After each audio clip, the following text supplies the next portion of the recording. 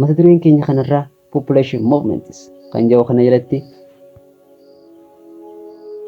asirraa eegallee haga Gondorian Parade kan barannu taati haga xumuraatti na faana bu'aa like share subscribe gochuu hin dagatinaa isin jenna.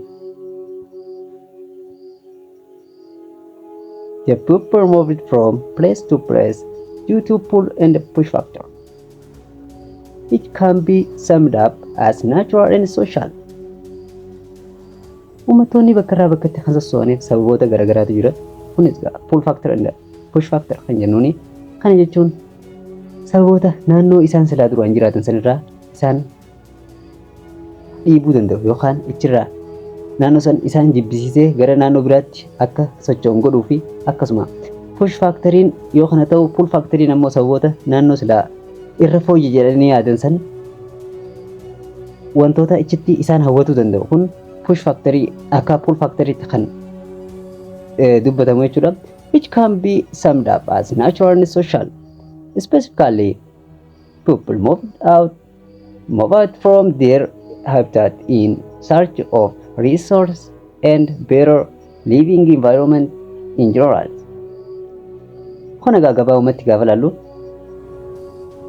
uummattoonni naannoo isaaniirraa naannoo jireenya isaaniirraa sababoota gurguddaa lamaan kanaaf akkuma walii galaatti jechuudha kuni sababoota gurguddaa lamaan kanaaf kan iddoo isaanii gadhiisanii gara naannoo biraa godaananiif kunis qabeenya barbaaduudhaaf fi iddoo jireenyaa gaarii ta'e filachuudhaaf san barbaadee naannoo isaanii irraa ka'uudhaan gara naannoo biraa kan deemanidha jechuudha. In Ethiopia and the Horn, the cause of the movement could be attributed to the region's long socio-political conditions such as military conflict, drought, and demographic factors. Kan dubbanne akka walii galaatti yoo ta'u, amma as keessatti Itoophiyaa fi gaanfa Afrikaa keessatti argamu. Sababoonni sosochii uummataa kun maali? Uummanni kun maaliif godaanu? Kun egaa sababoota asiin gaditti lakkaa'ame kana jechuudha. Kunis military conflict waldhabdee gara waraanaatiin kanarraa ka'uudhaan godaansii uummataa kan argamudha. Drought hongee isaa mudaturra akkasuma demographic factor. Demographic jechuun population pressure jechuudha. Baay'ina lakkoofsa uummataa dabaluu irraa kan ka'e uummanni naannoo jireenyaa haaraa ta'e kan ikonomii baay'ee irraa argachuu danda'u jechuudha. Kana barbaada naannoo biraatti kan jijjiiramudha. And well, major outcome of population movement during the medieval period or it has resulted in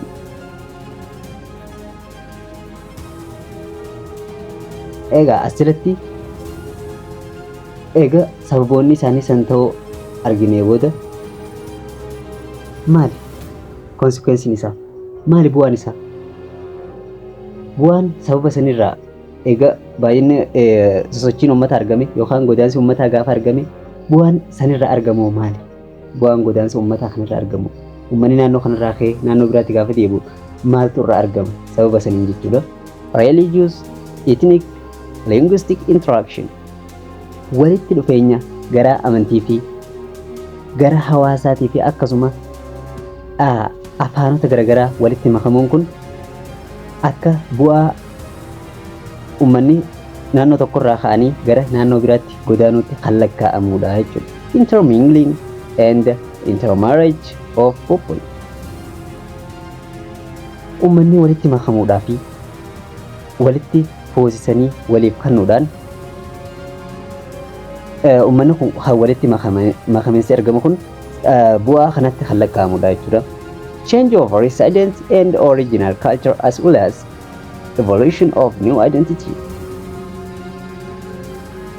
Iddoo jireenya isaanii jijjiirachuudhaan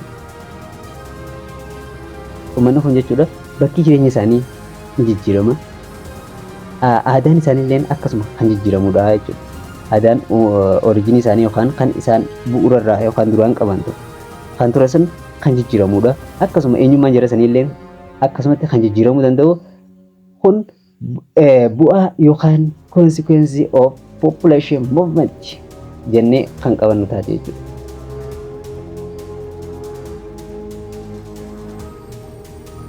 So in the other population movement of the Argoba, Afar, and Somali.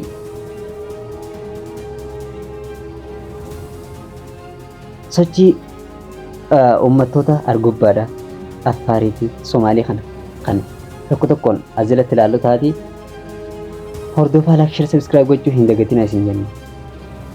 A major responsible factor for their environment was the military conflict between the Christian kingdom and the Sultanate of Adal in the late 15th and early 16th century and its pressure on the environment.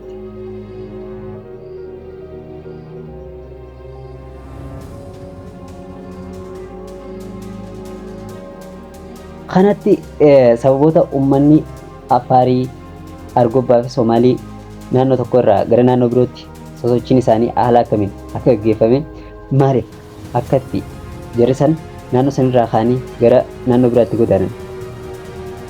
Kanaaf sababa guddaa kan ta'uu danda'u wallabdii mootummaa kiristaanaa fi sultaanota musliimaa jidduutti adeemsifame. Kun akka sababa ijootti uummata kana naannoo isaaniirraa akka sossoonii gara naannoo biroo deemaniif sababa ijootti kan lakkaa'amudha jechuudha. Naannoo keessattuu jechuudha naannoo jaarraa 15ffaa fi jalqaba jaarraa 16ffaatti wanti kun kan gaggeeffame jechuudha. Wallabdii mootummaa kiristaanaa mootummaa sultaanota musliimaa jidduutti gaggeeffame jechuudha.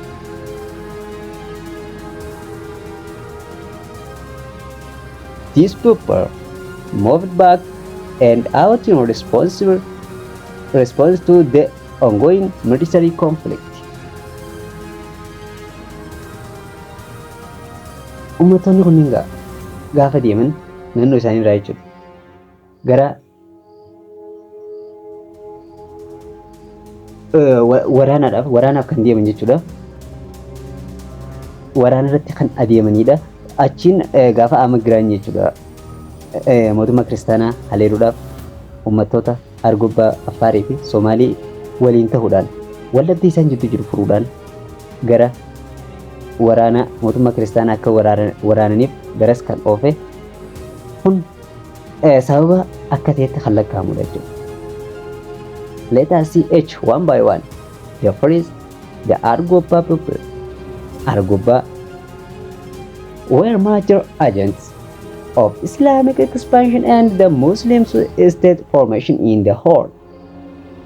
Uummanni Argobbaadha. Uummata babal'ifannaa Islaamaatiif abbaa ta'uudhaan yookaan akka Islaamummaan babal'attuuf abbummaadhaan ka'ee duulaa ture. Akkasuma uummata sultaanota musliimaa gaanfa Afrikaa keessa jalqaba yeroo duraatiif jechuudha hundeessi ta'uudhaan kan lakkaa'amanidha jechuudha. Uummanni Argobbaa uummata beekamaadha jechuudha. Islaamummaa babal'isuudhaaf fi musliim sultaanetii hundeessuudhaan gaanfa Afrikaa keessatti uummata beekamaadha ture jechuudha. For instance, the Sultanate of Ifat was established by the Walasma dynasty. Akka fakkeenyaatti sultaanonni Ifaatii kan hundeeffamaniin Walasma dynasty. Walasma kan jennuun from the Walasma clan, Umar Walasma. He was from Walasma and the founder of Ifat Sultanate. Umar Walasmaatiin kan hundeeffamee fi Umar Walasmaa kun hundeessaa mootummaa sultaanota Ifaat kan turee fi inni Walasmaa dynasty kan hundeesse ture jechuudha. Booda irra kan gara Adalitti jijjiiramuudhaan mootummaa kiristaanaa dura dhaabbachaa turelleen uummata Argobbaatiin kan hundeeffame Ifaatuma kana gara Adal jijjiiramuudhaan teessoo isaa jijjiirachuudhaan jechuudha. Gara Harar jijjiirachuudhaan kan mootummaa kiristaanaa akka malee itti duulaa ture jechuudha. It was a sultanate in which the Argobba were dominant, became the center of Muslim resistance. Sultaanonni Ifaatii kun guutumaan guututti kan jechuun danda'amu jechuudha. Argobbaadhaan kan dominant ta'ee turedha jechuudha. Guutumaan guututti caasaalee isaa keessatti Argobbaanotaan kan durfamanii fi abbummaadhaan kan deemaman warra Argobbaanotaati kan ture jechuudha. The area inhabited by the Argobba was a target of the expansion expanding Christian kingdom and was the major center of conflict. Naannoo isaan jiraatanitti jechuudha. Argobbanotaan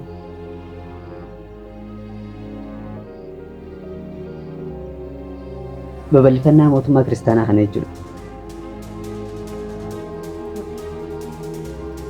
Akka taargeetii ijootti naannoo argobbanonni jiraatan irratti kan mootummaa kiristaanaatiin irratti wal dhabdeen guddaan kan mudachaa turedha jechuudha. Naannoo kanatti mootummaa kiristaanaatiin warra argobbanotaa kanaan jechuudha isaan jidduutti wal dhabdeen jabaan kan ture. Maaliif?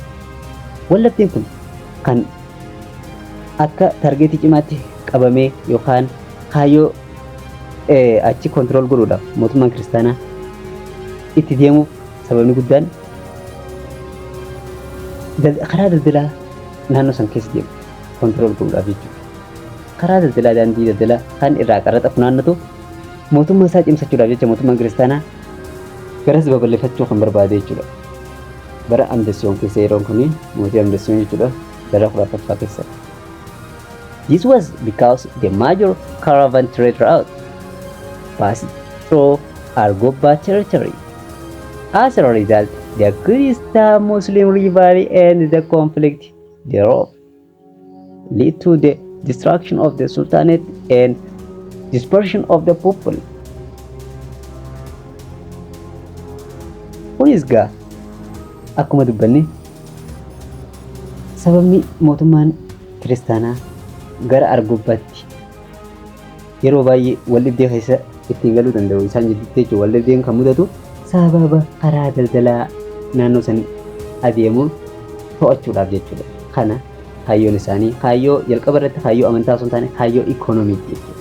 Kaayyoon ikonomii kun karaa daldalaa gaafa qabatan gibira naannoo sanirraa funaannachuudhaan qaraxa meeshaalee karaa sana adeeman irraa funaannachuudhaan maali meeshaaleen karaa sana baay'inaan waan adeemaniif caravan trade route-dha jechuudha. Kana jechuun gamtaa gamtaadhaan nagaadonni kan karaa saniin meeshaalee dabarsan jechuudha.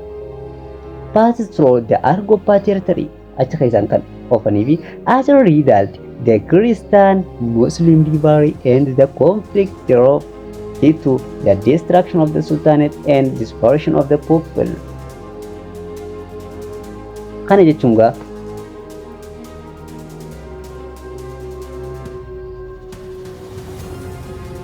wallabdee guddaan mootummaa kiristaanaa fi musliimaa jidduutti sababa kanaaf kan mudatu erga jennee booda wal dorgommiin isaanii kun wal dhibdeen isaanii kun sababa sultaanonni musliimaa kun akka achirratti akka barbadaa'an sababa guddaa ta'e jechuudha. Maaliif jechuun mootummaan kiristaanaa yeroo mootii Amdasiyoon akkaan humna cimaa waan qabuuf itti duulee kan sultaanota yeroo baay'eedhaaf irra deddeebi'ee cabsee gibira irraa funaannachaa ture jechuudha. Sultaanota ifaaf kanarraa. And so the next the Afar people before the 16th century due to drought the Afar moved towards the east until they reached the Middle Awash.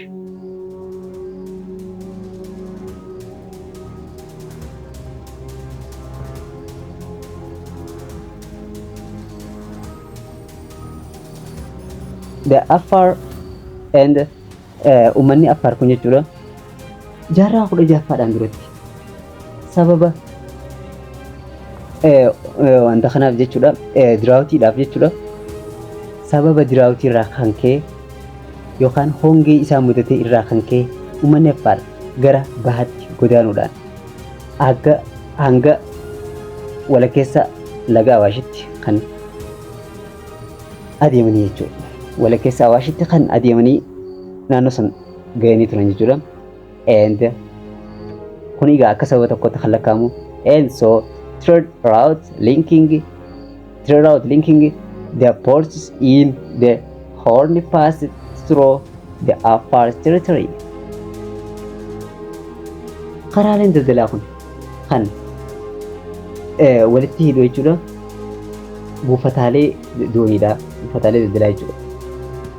Karaa garagaraa kan walitti hidhu Affaar keessa kan qaxxaamuru.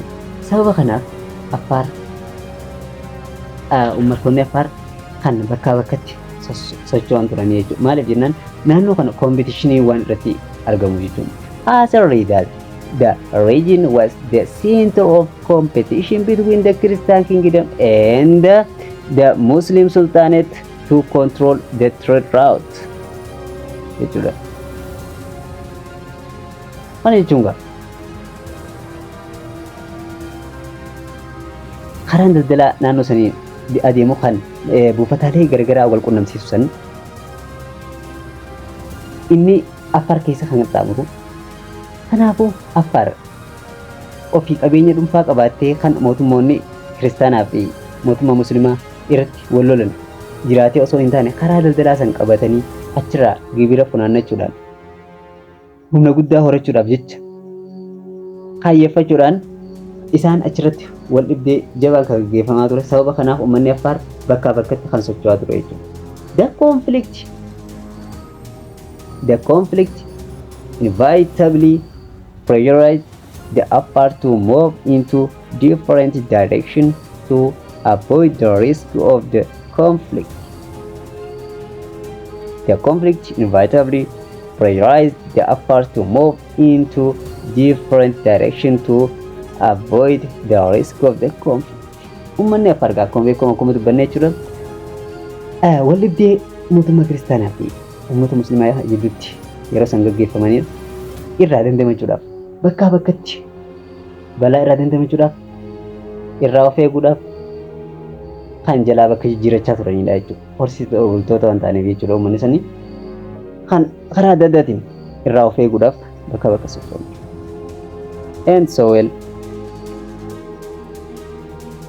the third one is the Somali people. Kun egaa uummanni Somaalii akkam akka tana jalatti halaalota their territory lie in the region caused by the major trade routes during the medieval period. Daangaan uummattoota Somaaliyaa kun jechuudha. Crossed by the major trade route during the medieval period. Yeroo mootummaa jiddugaleessaa kana jechuudha. Yeroo bara jiddugaleessaa Itoophiyaa kana yookaan medieval Itoophiyaa kana jechuudha. Karaaleen daldalaa garagaraa kan naannoo Somaalii qaxxaamuruudhaan adeemudha jechuudha. Kunis egaa buufataalee zeeyilaa fi buufataalee biraa akka masawwaa naannoo isaanii keessatti kan qaxxaamuruudhaan adeemudha jechuudha. Achi keessan dhufanii gara masawwaatiin deemuudhaan kunis asiin gad dhufee achiin gara buufata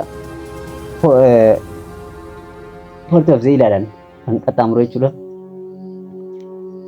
Haala kanaan naannoo Somaalee keessatti jechuudha karaaleen daldalaa ijoo ta'an kan adeemamanidha jechuudha.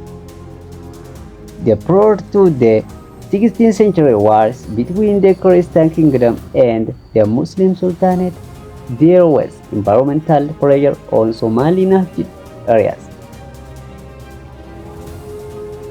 Jaarraa 16ffaadhaan duratti waraana jidduu mootummaa kiristaanaa fi humnoota musliimaa jidduutti argamu jechuudha. Sultaanota musliimaa jidduutti adeemsifamee ture.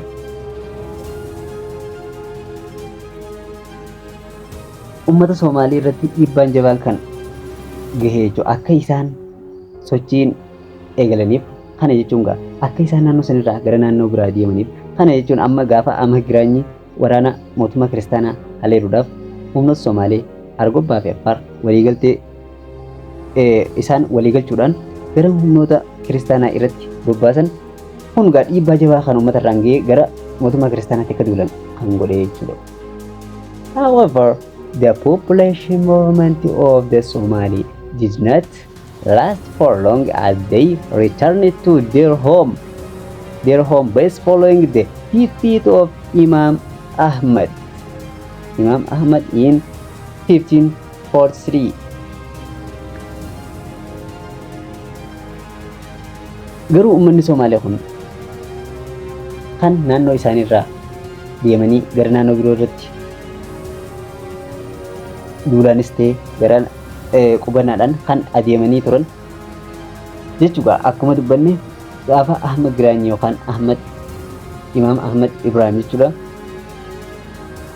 Mootummaa kiristaanaa Leonard Ingiliin hoogganamu weeraruudhaaf adeemu humnoota Somaalee fi Argobbaa Affaar waliin ta'uun waliigaltee gochuudhaan jechuu isaan kana gara humna kiristaanaa irratti bobbaasee haleelee yeroo san naannoo mootummaa kiristaanaa irraa haleelan ummata muslimaa kan isaanii kana ummata Somaalee Affaarii fi Argobbaa kana kan qobsiisaa turedha jechuudha. Garuu uummanni kun kan qubatan iddoo san akkuma Ahmad Giraany 1543tti ajjeefameen uummanni karaa bakka isaaniitti kan deebi'anidha jechuudha. Naannoo qubatan sanitti hin hafne jechuudha barbaade yaadni isaati jechuudha. And so the next Gada system and Oromo population movement from 1522 up to 1618. What is Gada system?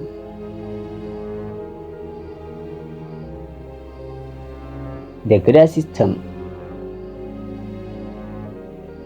The Gada system means the Oromo population movement of the 16th century cannot be better understood without considering Gada system. Kana jechuun Gada systemiin sirna Oromoo isa beekamaadha. Waa hunda keessattuu Oromoon kan fayyadamu Gada systemii. Sirna Gadaa akkaan kan fayyadamanidha jechuudha. Kana waa'ee Gadaa akkuma beekamu akkuma waliinuu beeknu jechuudha. Bal'inaan haasa'uudhaaf yeroon bal'aadha barbaachisa. Kanaaf hamma tokko kan dubbanneetuma akkuma asirra jirutti dubbanne kan dabarru taati. Haga xumuraatti na faana bu'aa. Like, share, subscribe gochuu hin dagatinaa isin jenna. Commentii jalatti yaada nuuf barreessuu hin dagatinaa. The Oromo population movement of the 16th century cannot be better understood without considering the Gada system. Sochii uummata Oromoo kan jaarraa 16ffaa keessaa kana hubachuudhaaf osoonii fi Gada systemii yookaan sirna Gadaa kanan hubanneen xiinxaluun hin danda'amu jechuudha. Kana jechuun dirqama sochii uummata Oromoo hubachuudhaaf Gada systemii xiinxallee adda baasuu qabna jechuudha. The Gada system was an institution through which the Oromo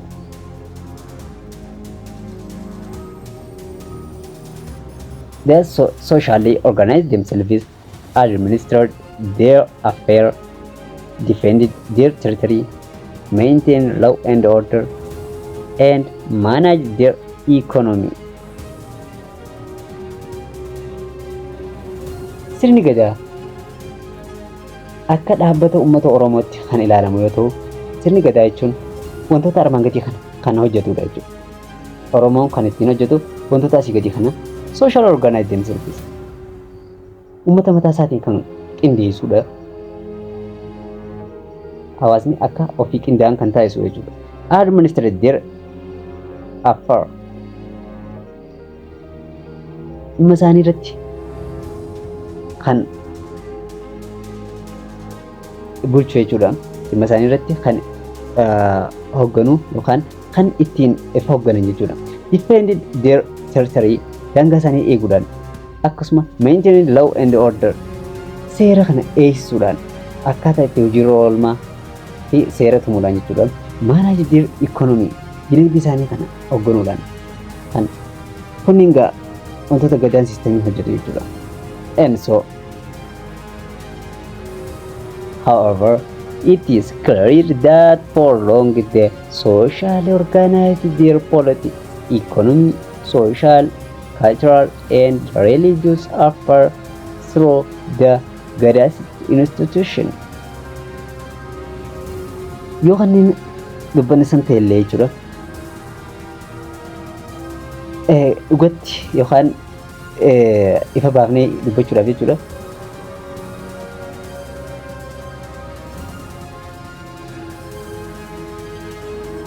Hawaasni kan qindeessu karaa siyaasa isaanii, dinagdee isaanii, hawaasummaa isaanii, aadaa fi akkasuma dhimma amantii irratti jechuudha. Gadaa siistemii keessatti kan hundeeffamudha jechuudha. Gadaa siistemiidhaan kan hoogganamudha jechuudha. Kun hundi wantoota gadaa siistemiin itti fayyadaman jechuudha Oromoon. The Gadaa system constituted elements of democracy such as under this Gadaa systemii sirna dimokiraasii ijaaruu keessatti gahee guddaa kan qabudha yoo ta'u, san keessaa akka damee takkaatti kan ilaalamu jechuudha. Kana jechuun gaa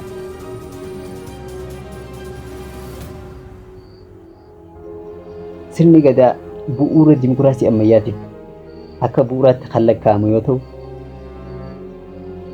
sirna beekamaa kan waan dimokiraasiin amma qabu baay'ee uummanni Oromoo duraan sirna gadaa keessatti itti fayyadamaa turanidha. The first, the periodic succession and power sharing to prevent a one-man rule. Kana jechuun aangoon kan dhaalamuu danda'u yookaan kan nama tokkorraa gara nama tokkotti dabruu danda'u yeroo murtaa'aa qabaachuun isaa akka dimokiraasii ammayyaatiin kan hedduu wal fakkeessu jechuudha.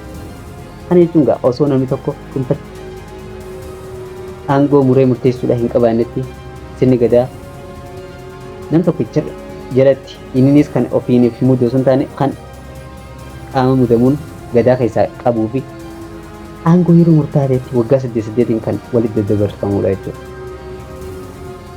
The system included representation of all lineage, clan and confederacy. Gadaa sistemiin kun kan hunda Oromoo guutuu kan bakka bu'ee argamu yoo ta'u, kana jechuun sanyii hundaa'u gosoota hundaa fi akkasuma konfedereesii Oromoo Booranaa fi Bareentuu hunda jechuudha. Hortee isaanii hunda kan of jalaa qabudha jechuudha. It also served as a mechanism of socialization, education, maintenance of peace and order and social cohesion. Kunis tooftaalee eegumsaa kan hawaasummaa karaalee garaagaraatiin jechuudha. Karaalee ittiin hawaasummaa eeguu fi barnoota waliin akkasuma eegumsa nageenyaa fi seera lafa kaayuudhaan jechuudha. Hawaasummaa kan cimsee jiraachisu sirna ajaa'ibaa ta'uudhaan kan beekamudha jechuudha sirni gadaa. And so the Gadaa system organized the Oromo society into age grades and generation set, delineating member social, political and economic responsibility. Sirni gadaa kun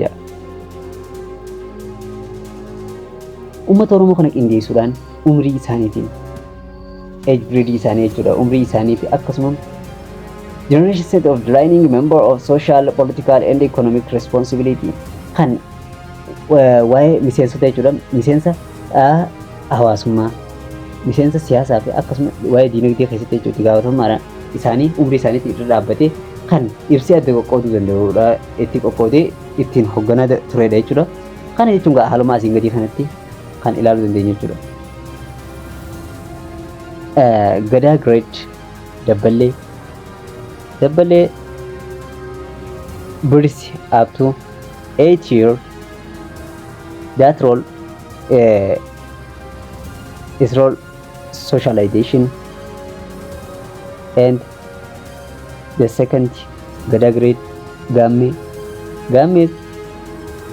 9 up to 16. Kunis socialization jechuudha. Gaheen inni hojjetu waa'ee hawaasa keessatti gahee hojjetan jechuudha. Dhimma hawaasaa keessatti ergaadhaan haa ta'u wantoota naannoo manaa fi uummattoota ollaa fi maatii gidduutti jechuudha. Gaheen isaan taphatan waggaa takka hanga 8 jechuudha. Dhaloota irraa haga waggaa 8 fi akkasuma waggaa 9 haga 16tti waa'ee hawaasummaatti kan hojjetan jechuudha. Foolleen kun akkuma beekamu foolleen waggaa 17 haga 24tti foollee jedhamuun kan beekamuu fi gaheen isaa military training and agriculture gahee warri foollee hojjetan jechuudha. Hojiin isaanii yookaan wanni isaan godhuu danda'an leenjii waraanaatii fi qonna keessatti warreen akkaan bakka guddaa qaban foolleedha jechuudha. Qondaala jechuun waggaa 25 haga 32 yoo ta'u, kunis tajaajila waraanaatiif kan itti fayyadamanidha jechuudha. Qondaala jechuun kan loltuu diina deebisuu fi adamsee qabu jechuudha. Humna uummanni Oromoo abdatee ittiin of tiisaa ture. Raabadooriin waggaa 33 haga 40 yoo ta'u, kana jechuun sadarkaa gadoomaatiif qophii kan godhamu raabadoorii keessatti jechuudha. Raabadoorii raaba ce'anii gara gadoomaatti kan deeman jechuudha. Candidate for political power bakka itti aangoo siyaasaa ittiin qophii xumuran raabadoorii keessatti. That next to raabadoorii luba yookaan gadaa jedhaniin jechuudha. Luba jechuun waggaa 40 hanga 48 yoo ta'u, kunis bara gadooma nama tokkoo jechuudha. Gadaan kuni luba irratti 40 hanga 48 keessatti aangoo siyaasaa keessatti kan hoogganaa gadaa ta'uudhaan tajaajiluu dandeenya jechuudha. Abbaa gadaa kan ta'uu danda'u luba yeroo ture kanatti yookaan abbaa gadaa kan ta'uu danda'u waggaa 40 hanga 41 haga 48 jechuudha. Sanitti aanee yuuba jedhama. Yuubni waggaa 49 haga 80tti kan deemu yuuba tokkoffaa lammaffaa sadaffaa jechuudhaan akkasitti kan deemamudha jechuudha. Kun the senior advisor, educator and ritual leader gaheen isaanii kanneen ture jechuudha. Warreen luba jennuun kana gaheen jarreen yuubaa kana. Yuubni waggaa 49 haga 80 yoo ta'u, kunis senior advisory, educatorii fi ritual leaderii waa'ee amantii kan hooggananii fi akkasuma warreen barsiisan jechuudha. Educator that isaan beekamoodha jechuudha. Gaheen isaanii kun waan didas akkasitti beekumsaaf malee waan qormaata irratti ittiin qophaa'an hin turre. So Gada official. What is Gada official? The Gada or Luba expected power for 8 years. Gadaan yookaan luba kan jennuun kun aangoon isaanii kan dabru waggaa 8 aangoon tokkorraa gara gadaa tokkorraa gadaa kaanitti jechuudha. Kan dabru danda'u waggaa 8 jechuudha. The head of the government was known as Abba Gada, literally father of the parade, who was assisted by the several elected representatives from among the generation set.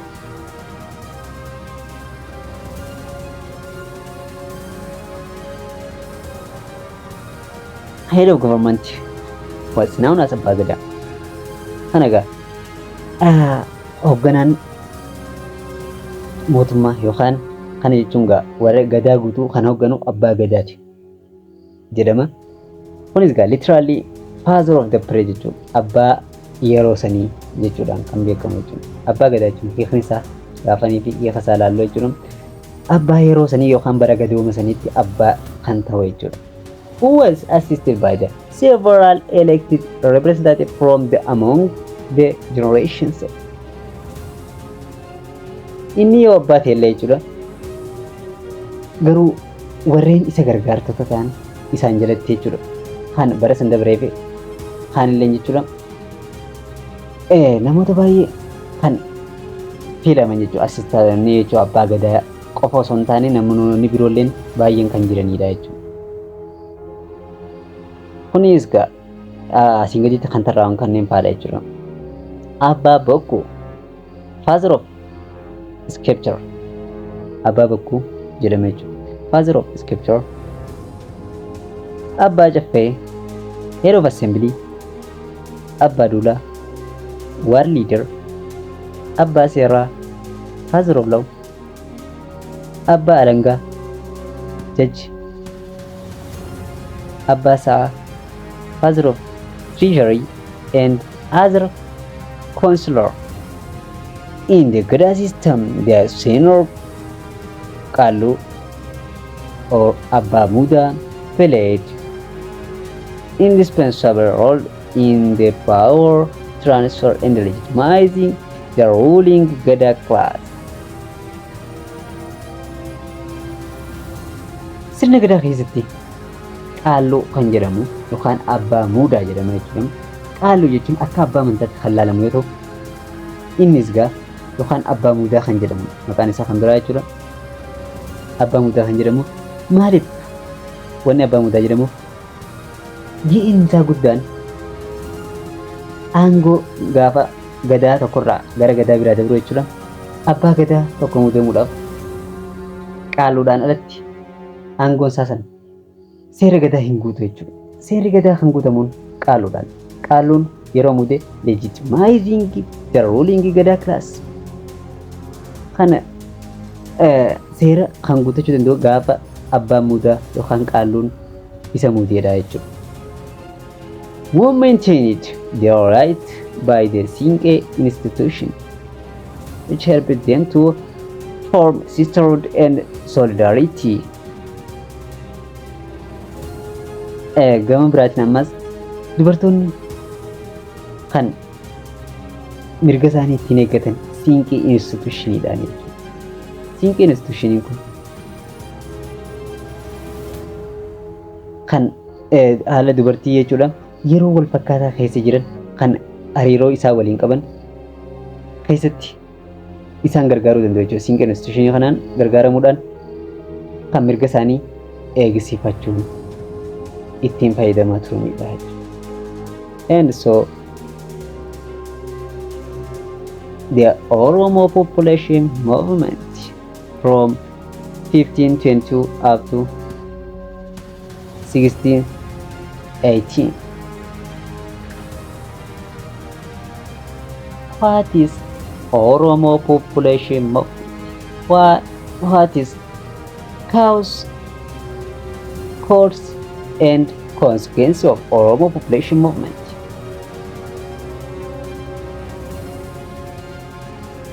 The cause of Oromo population movement, a combination of the natural and man-made factors caused the Oromo population movement of the 16th century and 17th century.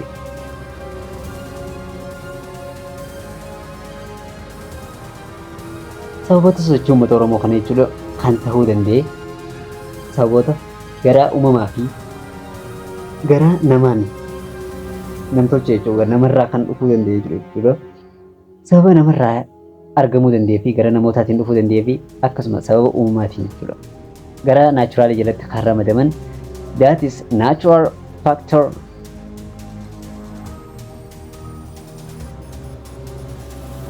Natural factor include demographic pressure. First one, demographic pressure. Subsequent need for land to accommodate the growing human and livestock population. Sababoota uumamaatii fi sababa namtolchee jireenya kana jechuun sababa garaa uumamaatiin gaafa laallu sababoota lamaan kana jechuudha. Tokkoffaan demographic pressure baay'ina lakkoofsa uummataati. Kana jechuun gaafa uummanni baay'inni isaa dabalu fedhiin dinagdee argachuu isaaniillee akkasuma isaan faana kan dabaludha jechuudha. Garuu immoo lafti isaanii kan itti dhiphataa dhufu maaliif ikonomii isaanii fedhiin ikonomii isaanii bal'aa waan tureef jechuudha. Baay'ina uummatarraa kan ka'e tokkoffaa baay'ina uummatarraa kan ka'e akka isaan muuvmentiidhaaf yookaan sochii bakka irraa kaanii godaansa gara biraa deemuudha jechuudha kan taasisu demographic pressure jechuudha. Subsequent need for land to accommodate the growing human and livestock population. Tokkoffaa baay'ina uummataatiinni lammaffaa irratti immoo baay'ina uummataatii fi fedhiin isaanii walgitu qaba. Akkuma jenne uummanni horsiifatee bultoota baay'inaan jechuudha dinagdeen isaanii gara lafa dheedichaa kan barbaadanidhaa fi kanas gaa horii isaaniitiif loowwan isaaniitiif kan lafa dheedichaa barbaadan naannoo sanirraa deemuudhaan gara naannoo lafti bal'aan lafti dheedichaa bal'aan jirutti kan adeemanidha jechuudha. Sababoota kanneen natural factoriidhaan kan lakkaa'amanidha. And so, however, the human-made factor, furthermore, the conflict between the Christian kingdom and the Muslim sultanate from 13th to 16th century much have pressurized mainly pastoral Oromo group to leave the land they inhabited for other areas. Sababa kana nama irraa dhufuu danda'ee jedhamee kan ilaalamu jechuudha. Sababoota jechuun uummanni Oromoo naannoo kana irraa kaanii gara naannoo biroo yookaan babal'ifannaa uummata Oromoo maalirraa akka ka'e sababoota kan lakkaa'aa jiru jechuudha as keessatti. Sababa namarraa dhufuun kan ta'e waldhabdee mootummaa kiristaanaa fi uummata musliimaa jidduu tureen naannoo jaarraa 18 hanga jaarraa 16 jidduutti waldhabdeen hamaan kan raawwatamaa ture jechuudha jidduu mootummaa kiristaanaa fi musliimaa jidduutti. Sababa kanaaf jecha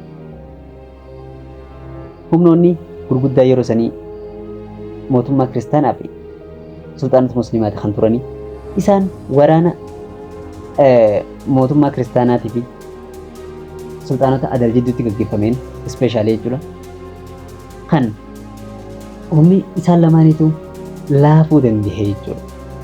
Keessattuu gaafa amma giraanyii wayna dagaa irratti injifatamu humni musliimaa kan akka duraanii irraa gad laafuu danda'e jechuudha.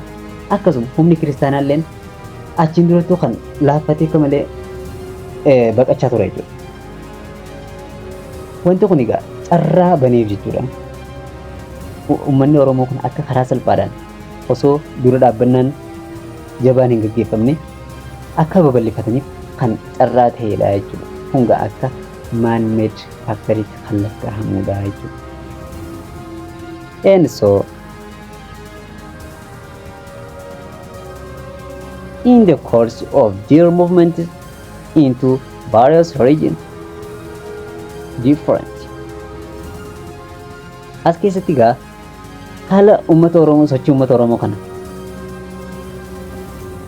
sochii uummanni Oromoo naannolee garagaraatti godhan yeroo ilaallu jechuudha. Oromo branches established Gada center accordingly and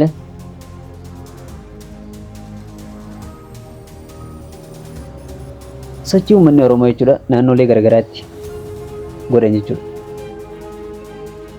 Naannolee garagaraatti seenteroota garagaraa godhachuudhaan kana jechuun gaa seenterri isaanii naannoo tokkotti yoo odaa tokkotti naannoo kanatti odaa biraatti ta'a. Kana jechuun bakka iddoo itti isaan wal gahuudhaan marii fi wantoota ijoo godhamu qabu itti muranii murteessan jechuudha. Kanas gaa as jalatti shananuu kan lakkoofne jechuudha. Iddoolee shan gurguddaan kan jiru jechuudha. The first one Odaa Nabee of Tuulamaa. Odaa Nabee Tuulamaa jechuudha. Odaa Nabee Tuulamni kan itti fayyadamanidha jechuudha. Odaa Roobaa of Sikkoomandoo Arsii jechuudha. Sikkoomandoon gadaan Sikkoomandoo kan Odaa Roobaatti fayyadaman jechuudha. Odaa Bultum of Ituu Humbannaa. Odaa Bultumii Ituu Humbannaan kan itti fayyadaman jechuudha. Afran Qalloo Odaa Bultumitti kan fayyadaman jechuudha. Odaa Bisil of Maccaa. Oromoo Maccaa gaa Maccaa Oromoon kan Odaa Bisil jalatti murteeffatee yaa'ii ichi jalatti taa'u jechuudha. And the last Odaa Buluk of Jawwee Maccaa became major Gadaa center. Isaanowwan kunneen jechuudha odaalee nama lakkoofne seenteroota Oromoo branch established Gadaa Center accordingly Odaa Nabii of Tuulamaa, Odaa Roobaa of Sikkoo Mandoo, Odaa Bultum of Ituumbannaa, Odaa Bisil of Maccaa, and Odaa Bulluq of Jawii Maccaa become major Gadaa Center. And the next, the interaction and integration across ethnic and religious diversity. Madure itti aanu jalatti gaa madure jechuudha. Amma viidiyoo kana keessatti barannu keessatti kan itti aanu jechuudha. Kana keessatti interakshinii fi integreeshinii hawaasota garaagaraa fi amantiilee garaagaraa keessatti raawwatame kan ilaallu jechuudha. The political, social and economic process of the medieval period were the major factor for the people interaction across region.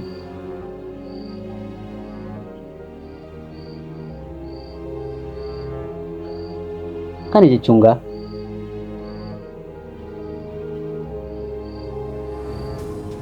haalli politikaalii fi soshaalii fi ikoonomikiin jechuudha adeemsa kanneen jechuudha yeroo mootummaa bara jiddugala kana jechuudha medieval period keessatti akka sababa ijootti kan lakkaa'amu maal ture sababoota interakshinii uummata jidduutti adeemsifamu jechuudha sababoota ijoon maal ture jechuudha gara politikaaliitii soshaalii fi ikoonomikiidha jechuudha wantoonni kun yeroo medieval period keessatti interaction of peopleedhaaf wantoota ijoo kan turedha jechuudha.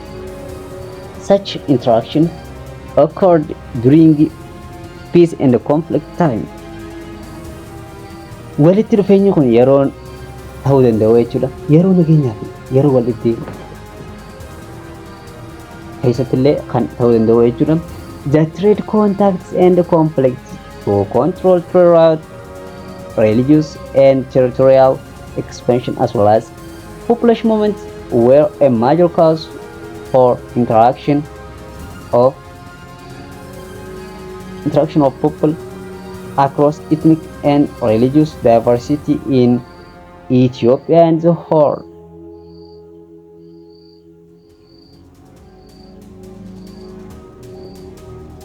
Yeroo nageenyaa fi yeroo walitti keessatti kan jennee ture jechuudha.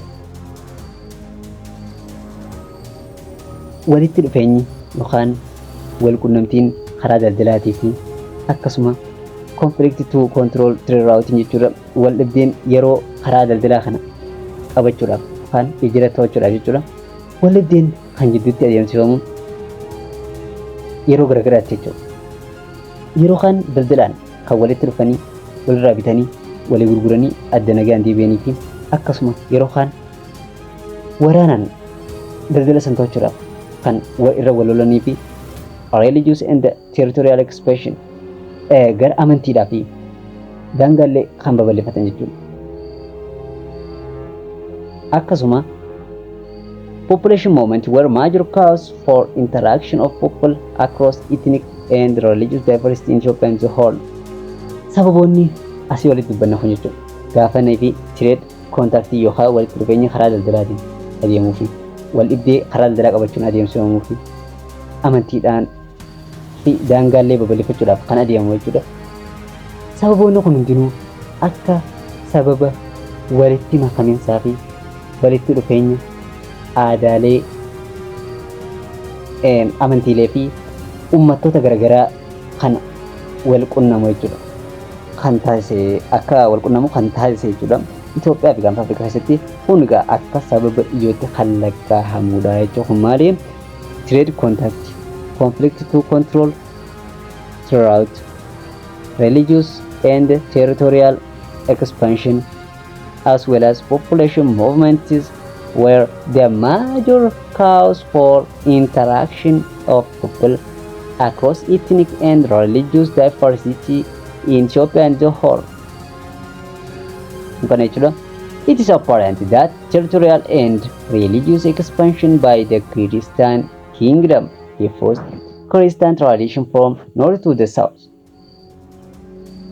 Kanarraa ka'uudhaan jechuudha. Babal'ifannaan daangaa fi karaa amantiitiinis jechuudha. Babal'ifannaan gara daangaatiif gara amantiitiin kan dhufu. Daangaa babal'ifatanii daangaa guddaa qabachuudhaan lafa babal'ifachuu jechuudha. Lafa bal'aa qabachuudhaa fi akkasuma amantiifiillee babal'isuudhaaf jecha mootummaan kiristaanaa Itoophiyaa keessatti jechuudha. Bara medieval Itoophiyaa keessatti jechuudha. Diffuse the Christian tradition from north to the south. Aadaa kiristaanummaa keessatti godhamu gara saawuzarniitti illee gara kan geessee ichi goysuu eegale jechuudha. Gara saawuzarniitti kan babal'isee jechuudha. Aadaalee kiristaanummaa keessatti noorzerin Itoophiyaa irratti ittiin fayyadaman yookaan itti hojjechaa turan gara saawuzarniitti kan babal'isee jechuudha. Kun egaa akka fakkeenyaatti kan dubbatamudha jechuudha. Yeroonii fi medieval Itoophiyaa keessatti interaction and integration gaggeeffamu jechuudha. Isaan ijoon kanneen turan jechuudha asirratti. And so similarly the war of Imam Ahmad and the population movements of the Argoba, the Afar and Somali caused the expansion of Islam into the central parts of Ethiopia. Haaluma wal fakkaatuun suyyoo aadaa kiristaanummaa ta'e jechuudha kan laallee dabarre jechuudha. Kun ammoo gaafa waraana Imam Ahmad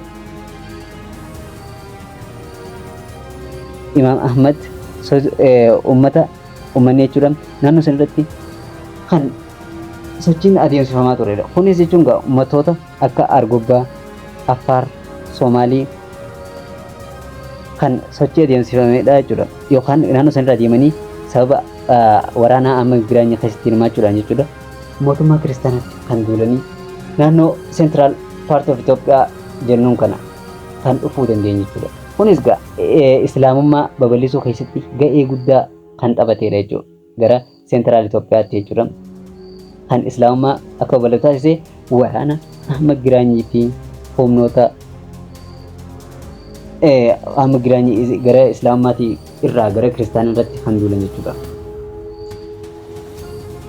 Sababa kanaaf kan gara central Itoophiyaatti islaamummaan babal'achuu danda'edha jechuudha. At larger scale, Oromo contact with diverse people in 16th century brought far-reaching integration among people across ethnic and religious background. Kan nama dubbanne kana caalatti Oromoon gaafa walitti dhufeenya uummattoota garaagaraati waliin taasisu jechuudha. Naannoo jaarraa 16ffaa keessa babal'ifannaa bara sochii uummanni Oromoo taasisan keessatti Oromoon jaarraa 16ffaa keessa sochii ajaa'ibaati yookaan sochii hin eegamne kan addatti yeroo san keessatti sochii hunda caalee argame jechuudha. Sochii bal'aa jechuudha kan taasisee turedha yeroo jaarraa 16ffaa sanii. Yeroo san uummattoota garaagaraa irratti brought far-reaching integration among people across ethnic and religious background. Uummata garaagaraa, hawaasa garaagaraa kan gosa garaagaraa irraa dhufe akkasuma warreen amantii garaagaraa qaban kan walitti dhufeenyi isaanii hariiroon jechuudha. Walitti makamiinsi isaanii uummata Oromootiin wal fudhatanii aadaa wal fakkaataatti faa jijjiiramuudhaan yookaan kaanis gara Oromootti faa jijjiirachuudhaan karaa garaagaraatiin jechuudha. Kallattiilee garaagaraatiin kan uummattoota garaagaraatii waliin uummanni Oromoo walitti makamuudhaan jiraachaa turedha jechuudha. Yeroo jaarraa 16ffaa kana keessa sochii Oromoo waan addaa kan mul'isedha jechuudha. As keessatti the Oromo integrated non-Oromo through two adoption mechanism. Yeroo kana keessa yeroo jaarraa 16ffaa kanatti jechuudha. Irraa eegalee ammallee Oromoon aadaa kana kan qabudha jechuudha. Kunis egaa tooftaalee Oromoon ittiin nama isan taane yookaan nama Oromoo hin taane gara Oromootti ittiin fudhatu karaalee lamaatu jira. Karaalee lamaan guddifachaa inda moggaasaa jedhama jechuudha. Kun egaa tokko tokkoon maal akka ta'an kan laaluu jechuudha. Guddifachaa the first one guddifachaa. What is guddifachaa? Guddifachaa fi moggaasa jennaani kun egaa afaan Oromootu jechuudha. Guddifachaa maali? Moggaasa maali? Guddifachaa kan jennuun it refers to the adoption of a child by a foster parent. Kana jechuun guddifachaan daa'ima ijoollee daa'imaa jechuudha. Waan umrii waggaa 4 gadi jechuudha. Daa'ima fuudhanii maatii biraa fuudhanii yookaan kan maatiin bira hin jirre yoo ta'e fuudhanii jechuudha. Guddisuudhaan akka dhala isaaniitti kunuunsanii guddisuu jechuudha. Kan ofii hin dhalin jechuudha. Kan dhala isaanii hin taane akka dhala isaaniitti guddifatanii kan ofiitti maqaa moggaafatanii kan jiraatan guddifachaa jedhama jechuudha. And the second one moggaasa. What is moggaasa? Moggaasa jechuun maali? Moggaasa was a system of adopting non-Oromo commonly known as Oromomsuu and Oromization. Kana jechuun moggaasaan namoota garaagaraa kan gara Oromootti makamuu barbaadan fiduudhaan gara Oromootti kan seensan jechuudha. Gosa Oromoota barbaadanitti akka galan kan taasisan jechuudha. Kun egaa Oromomsuu jedhama. Oromomsuu jechuun Oromization jedhama jechuudha. Oromomsuu jechuun Oromization. Afaan keenya jechuudha. And so the other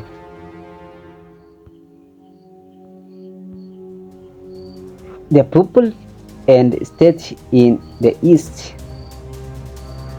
ummataa fi mootummoota gara baharratti Itoophiyaa fi Gaanfa Afrikaa jiraatan jechuudha. Kun egaa there were different states in eastern Ethiopia during the medieval period.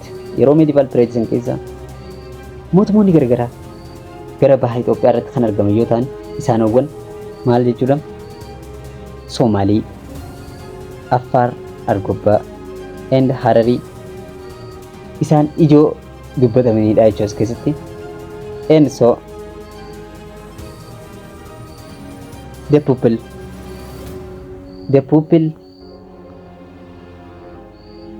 and state in the central south central part kan jechuun central fi south central part keessatti ummataa fi mootummoota argaman kan laallu taate dura jalqaba irratti people and state in the central ummataa fi mootummaa gara jiddu galeessaatti argamanii eenyufaadha turanii Shawaa, Hadiyyaa, Kambaataa fi Guraagee jechuudha. Isaan ijoon beekamoon warreen Central Itoophiyaa keessatti Central Itoophiyaan isa Hornii keessatti argaman isaan kanneen turanidha jechuudha. And the people and state in the south ummataa fi mootummaa gara kibbaarratti argamu kan yeroo medieval Itoophiyaa kan keessa jechuudha. Isaanowwan ijoon sadeen kana turan jechuudha. Sidaamoo, Gidiyoo, and Konso. Isaan sadeen kun Southern Ethiopia irratti kan argamanii fi isaan ijoo beekamoon isaan kanneen kan turanidha. And so people and state in southwestern part of Ethiopia. Kana jechuun ummataa fi mootummoota gara southwestern Ethiopia fi Gaanfa Afrikaatti kan argaman isaanowwan asiin gadii kanneen turan jechuudha. Yeroo san yeroo bara jiddu galeessaa kana jechuudha. Walaayitaa, Kafaa, Yem, Gaamoo, Dawaaroo, and Arii isaanowwan kanneen state fi ummatoota gara southwest part of Ethiopia and the whole kan jennuun jechuudha. And so people and states in the west ummataa fi mootummoota gara dhihaarratti argaman eenyufaadha? Kun egaa kallattii lamaan kan laaluu dandeenyu jechuudha. Isaanowwan kunneen there were different states in the west Ethiopia during the medieval period. There are part Berta. The first one Berta, the second Gumuz, and the Anywa. Anywa predominantly lives in Benishangul. Isaan waan saddeen kun kan Benishangul Gumuz keessatti argamanidha jechuudha. And the other Nuer and Majanki. Nuerii fi Majanki kan jennu kuni they have been largely settled in Gambella. Kun kan Gambella keessatti argamudha jechuudha. Gambella keessatti kan argamu Nuerii fi Majanki. Garuu Benishangul keessatti kan argamu Berta, Gumuz, Anywa jechuudha. Isaan lamanuu western part of Ethiopia and the whole jenneen yaamuu dandeenya jechuudha mootummoota fi uummattoota kanneen jechuudha. And the next topic Gondar Empire. Thank you very much. Hanga dhumatti nu daawwachuudhaaf galatoomaa isiniin jenna. Egaa viidiyoo kana gaafa daawwattanii xumurtan komentii jalatti yaadaa fi komii qabdan nu barreessuu hin dagatinaa. Akkaataa barnoota keenyaallee komentii qabdan